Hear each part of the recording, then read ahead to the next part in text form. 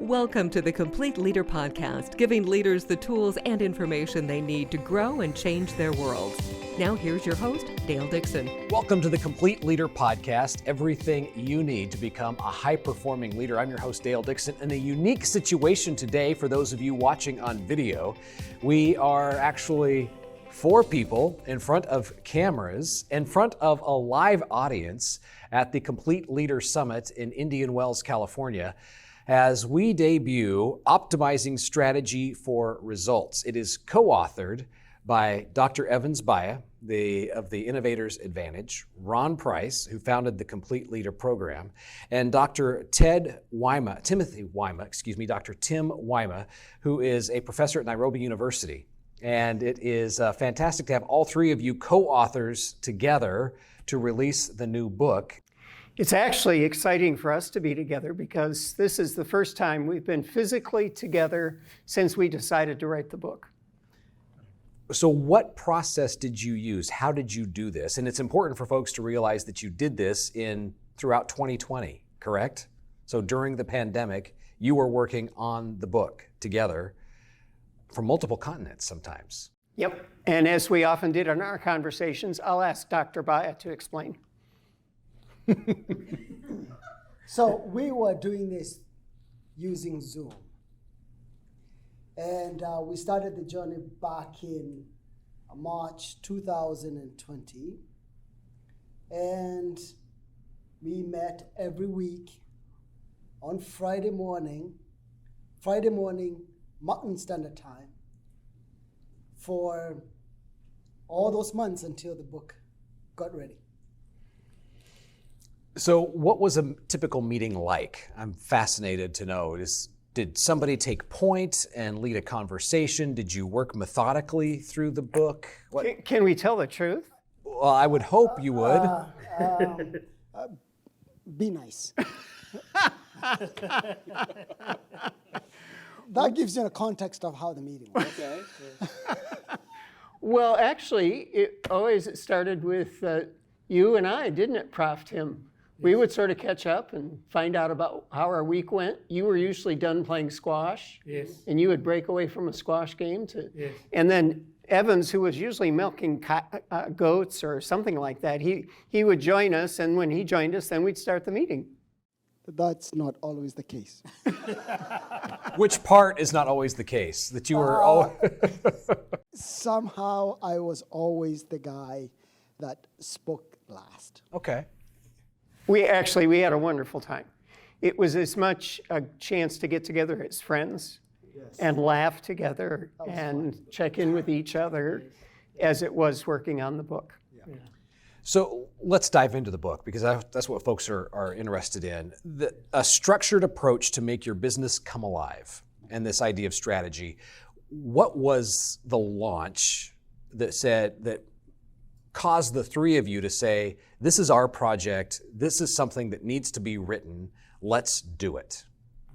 So I think first, this all got started when we just had a conversation about strategy that was probably in 2018. 2018, yes. And we were at a conference in Scottsdale in 2019 and said, let's sit down and see whether or not we're really serious about this, whether we want to do it. And so at that point, we said, okay, we're going to work on an outline, and we started with an original outline, which of course you never stay with that because it opens up your thinking. And that eventually led to, as soon as we saw the way that the world was changing in March of 2020, we saw it as a window of opportunity. We were all going to be staying home.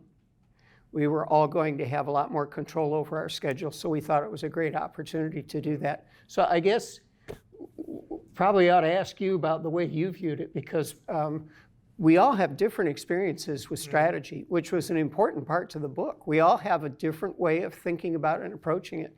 But I think probably Professor Waema is who convinced us this is the time for us to. Somehow he said we're going to do it, didn't he? Yes, and we just obeyed. Like he always does. He just says, just do it. Yeah. So Professor Tim, what excites you about strategy and this project? What excites me is the way we did it. For me, let me give you a background. I had been helping clients to develop strategy for many years, for more than 20 years. And I was very unhappy about the process we followed. And I was also not happy with the books that I had seen about strategy. So I felt there was a gap. And I convinced my friends here that we should do something about developing a practical book that practitioners can use to develop and optimize strategy. And that's how we came together.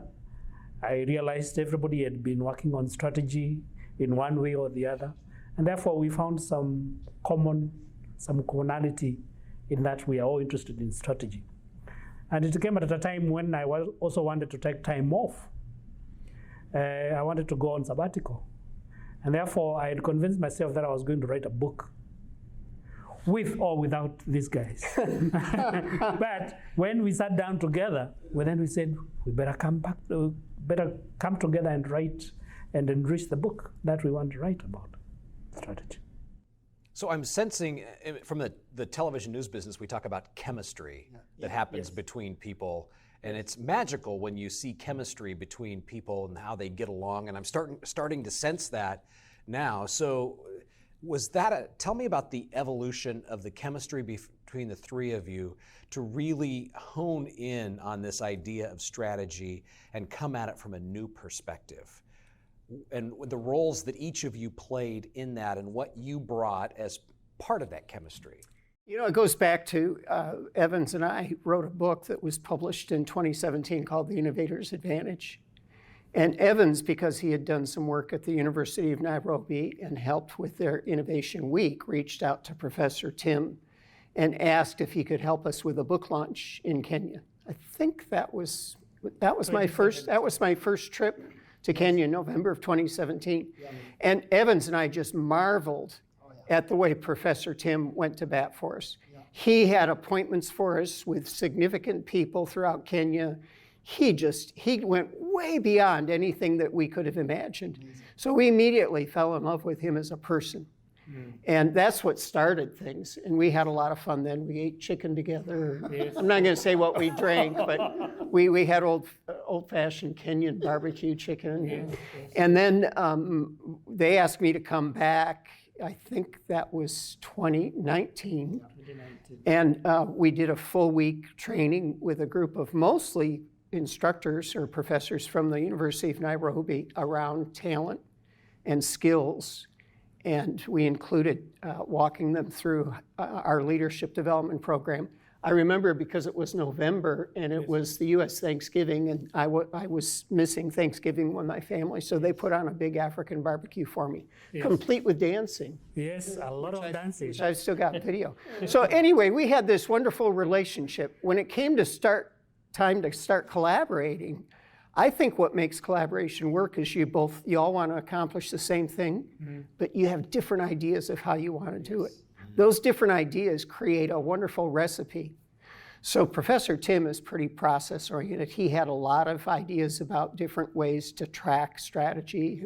He'd had a lot of his own experiences with it, with a very, I think I could say, with a very African culture tone to it, because sometimes their strategy plays out by writing a song that everybody sings. It's not very typical for that to happen in the U.S. And then from Evan's point of view, his experience in strategy has had a lot to do with innovation in the product space. And we kind of teased him about this, but he played a huge role because he was kind of the contrarian. So there were a lot of times where Tim and I saw things a certain way and we were ready to go. And Evan said, no, wait a minute here. I don't think that's a good idea. And it really made our project so much richer because we had three completely different people that had the same interest, but were approaching it in different ways. That's my point. I don't know. What do you think about it? Do you have a contrarian view, Evans? Not right now. It's coming. So Professor Tim, I want to go back to what you said, that when you started with this project, you were not happy with what was out there as far as books and the processes that you had been using. So give us a hint. What changes and did you arrive at a place that you're happy now with the process and the book, and the reasons why?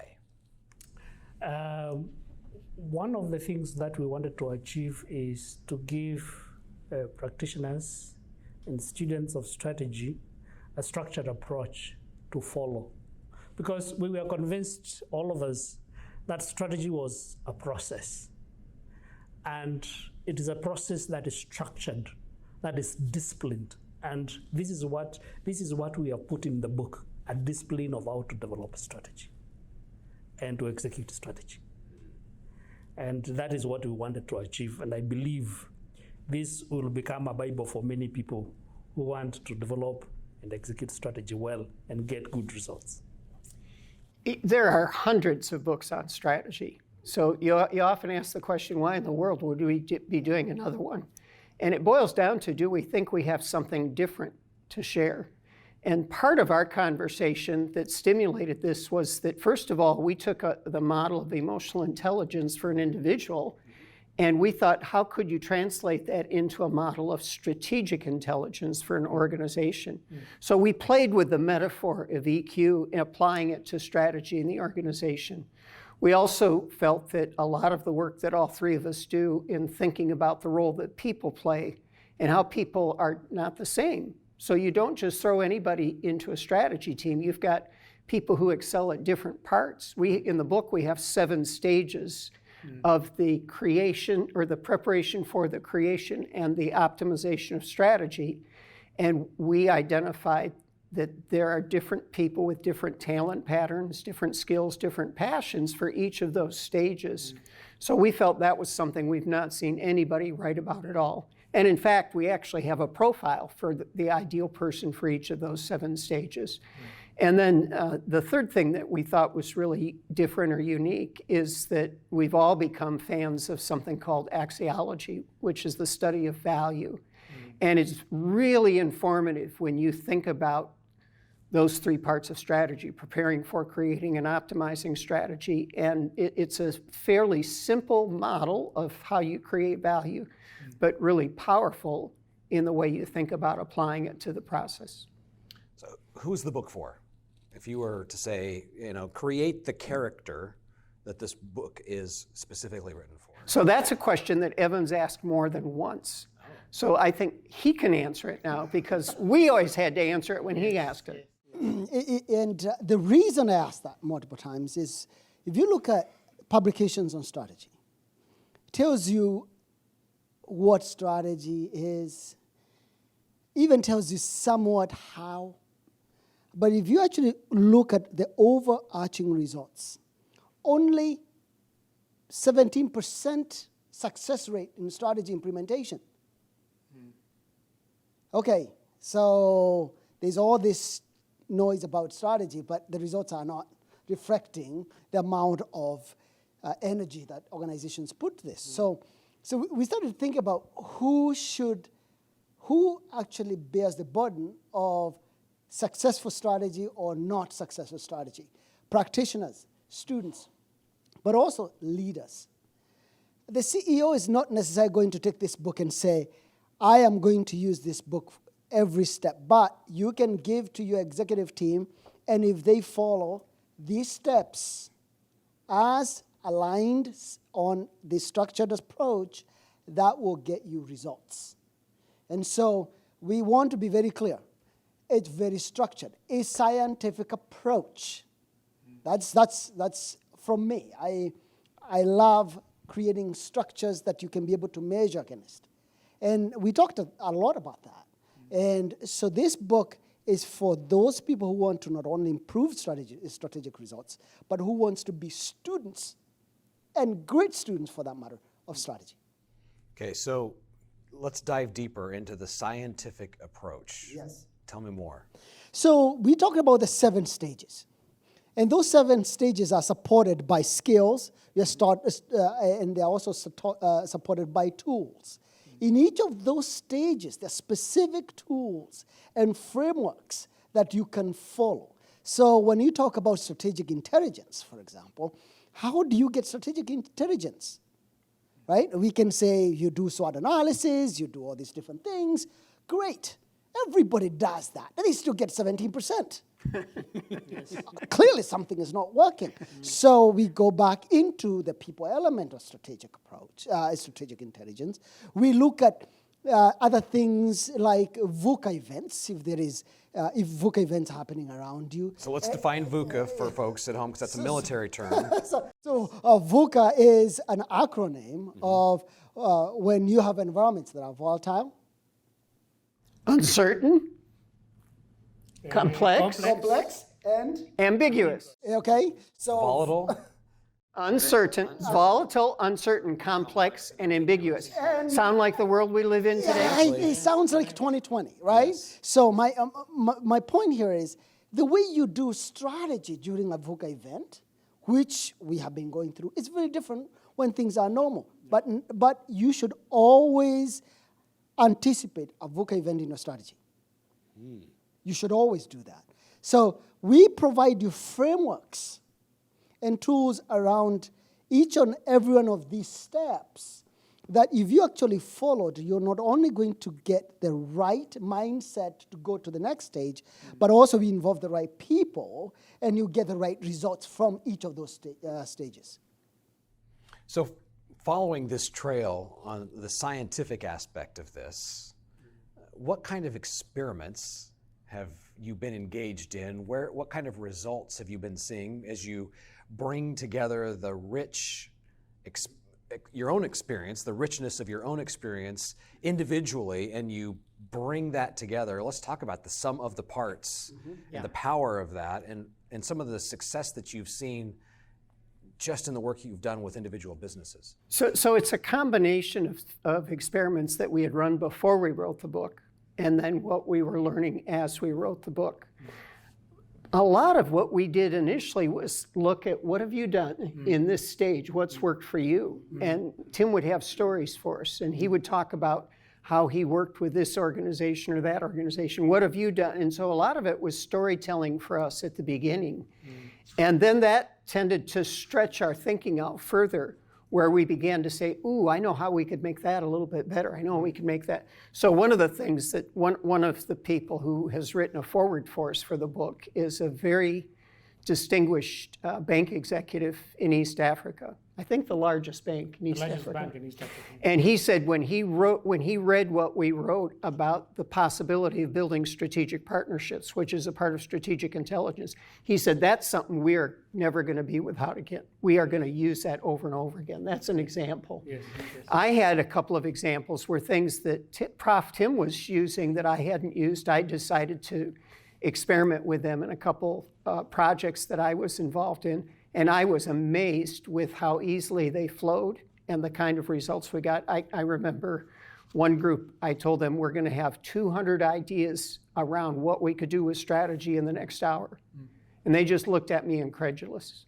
And I said, here's how we're going to do it. And Tim has a formula. He has a very specific formula of how you do creative thinking. Doggone it, we had 200 ideas in an hour. Oh, yes. And then we were able to organize those ideas into primary themes. And by the end of that day, we had identified what the one or two goals were under each theme that they were going to go and build plans around. So obviously that's an event, and strategy is a process. That's one step in the process that you take. But it's a great example of how we sort of combined the old and the new based on what we were learning from each other. Yeah, one last example. Prof and I just served a large client in Kenya. Actually, it was his client. I just came along to carry his bag.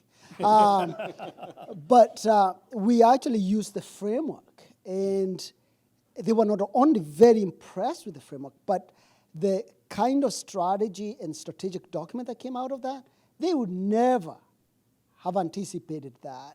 And the praise and the reviews has been just amazing. And they're very, very clear what the next 5 years looks like. But it's not just about the strategy document. It's also how to prepare to execute it and how to communicate it across the organization. So we provide you the framework, not only on how to create a great strategy, but also how to implement it, but communicate it the right way at the right stage to the right people at the right time so you can get the results. So let's unpack this answer, because I think there were a number of pieces inside that answer that relate to the overwhelming, less than awe-inspiring 17% success rate of most strategy. So unpack that in light of the failure that we see 83% of the time. Yeah, so Prof will give you kind of stories. And he has done all kind of strategy work with very large and influential organizations across Africa. We have done the same thing here. And what is sad is, and I'm sure even members of the audience here will testify with their own organization, you have this beautiful strategy, and you even have the board come and celebrate the launch of the new strategy. And then the next time you see that strategy is when you're preparing for the next strategy. Right? It sat on a bookshelf somewhere and collected dust. Yeah, and what you do on annual basis is not strategic intelligence. What you're doing is an operational plan, right? And so what this framework affords you is the ability to not only review, but also you have the tools to actually check this out throughout the lifetime of the strategy. And you are communicating, you are learning, you are evaluating, and you are actually being very honest. Mm-hmm. Because it's almost black and white in terms of, did you get the results or not? And if you did not, what did you learn? If you did, what did you learn? So there's always that. And remember, there's always that VUCA opportunity that says, oh, no, we planned for this. Pandemic happened. Clients changed. Competitors changed. New competition, whatever it is, you have to plan for that as well. Yeah. Let me add something. I think the biggest challenge always is creating strategy is not very difficult. But now translating that strategy to operational terms, in terms of what employees do on a day-to-day basis, is the biggest challenge. And of course, the rest is to monitor that on a routine basis, maybe quarterly or whatever period the organization decides, and always bringing the lessons into it. So there are a few important things there. That translation of the strategy into operational terms that people can execute on a day-to-day basis. There's a piece that we agreed that is critical: communication. If you look at the 7 stages, we have said communication is something that happens throughout the process, right? From preparing to develop a strategy, to executing strategy, to learning from that strategy, and so on and so forth. And I think from my point of view, because we have different points of view, from my point of view, a big part of what I think the book does is it chunks down a very, very big project into small enough sections that you can be confident, you can understand the progress you're making, and you can recognize the process that you're a part of instead of getting stuck. I always felt like doing strategy was sort of like walking through a muddy field. Mm-hmm. The further you go, the heavier it gets. And at some point you're in the middle and you're stuck, and do I go to the end or do I just quit? And you can't quit because you're stuck. Mm-hmm. And so I don't know why, but that's the way strategy always came across to me. This chunks it down so that you know where you're at, you can celebrate the progress you're making, but you know where you need to go to finish. That's one thing. Mm-hmm. The second reason that or at least a second reason that I think only 17% of strategic plans actually get executed well, is that we tend to add them on top of people's work. It's like, you got all your other stuff, now do the strategy thing. It's the wrong way. Strategy should be the core, and everything else should build out of the strategy. And the way that we outline the process and the way that we believe about it is help employees recognize the role that they play in the execution of strategy, and to see how the rest of their work is relevant to those core themes that they're working on. It changes the game. Actually, I will tell you a story of an organization I was facilitating to develop a strategy. And everybody was so busy that they would not do the assignments that I give. And I went to the CEO and said, I am going until your people recognize that they need to create time for strategy. that whatever they are busy with in their operational duties, day-to-day activities, are not as important as the strategy. The strategy is primary, as you're saying. Until you get that realization, or when you get that realization, please call me back. And I went away. And he did. And by the time I came, I found a changed situation. And then we started again. Okay. Just to drive the point home. Yeah, the change was that they were now open to realizing that the strategy was the core out of which all of the work would come, and you were going to define what that work was as part of the strategy. Yeah. So let's make this practical for the listener who says, okay, I'm buying the book, I'm going to read through the book first thing in 2022, so that as I make my way through the year, I can be thinking about how to start to set strategy. Yeah. What are some of the first initial steps that they need to be thinking about? Because I've heard about the importance of communication, and but make it practical for our listener. The book is a great description of what you can't do. Because you can't do it just by reading a book. Reading gives you knowledge, but practice gives you skill. Mm-hmm. So the book points you to the direction of how to begin to practice and how to develop that skill. And that's why we have a whole section in the beginning part of the book about what culture is and how important culture is. Culture should be empowering strategy, not resisting strategy. You know the old phrase, strategy or culture eats strategy for lunch. Yeah, we say, well, that's not the way it's supposed to be. Culture is supposed to empower strategy. Mm-hmm. So I say that we show them what they can't do first, because by knowledge alone, they're not going to be able to do it. They can take the book, and through their commitment to practicing and developing new skills, they can develop their ability to execute strategy more effective. They won't hit 100% in year one, but they can do a lot better than they did the previous year. And then year two, they'll get a little, because skill is something you build up over time. It's not something that you get by going to a class. Second thing is they could reach out to us. We have a lot of other materials on our website, which is strategyforresults.com. They could reach out to us and get a lot of the tools that we have available there. We have different programs going on there that they can access. And then the third thing is they can reach out to us and say, we don't just want your stuff, we want you to help us. Now, I don't know which of us would do it, or if it would be one of our other associates, because we have a lot of other people that we believe in, and we love what they do in strategy. But I think those are the next steps. Read it, see whether you believe in the possibility of it. Hopefully recognize the futility of trying to do it without learning new skills. And then if you want to go faster, call us, let us help you. Because that's really what we are. We're a catalyst to help them succeed in what they could succeed in anyway, but we help them get there quicker. So what is next for the three of you? Wow. For the three of us, we are going to develop some tools that people will read the book and go into our website and be able to download some tools that they can be able to use to develop a strategy. Yeah, we actually have 12 learning modules that people can either look at the one that they're most concerned about, or they can go through the whole program. Yes, so we have broken the book into 12 modules that if you realize that strategic intelligence is your big problem, we have 2 tools there that you can go and download. And it will the website will contain electronic learning resources that you can go through and be able to be assisted. So that, together with the book, I think will enable anyone to handle any one of the stages. Okay. Yeah. Yeah. From my standpoint, we have created the framework. We have a lot of experiences already.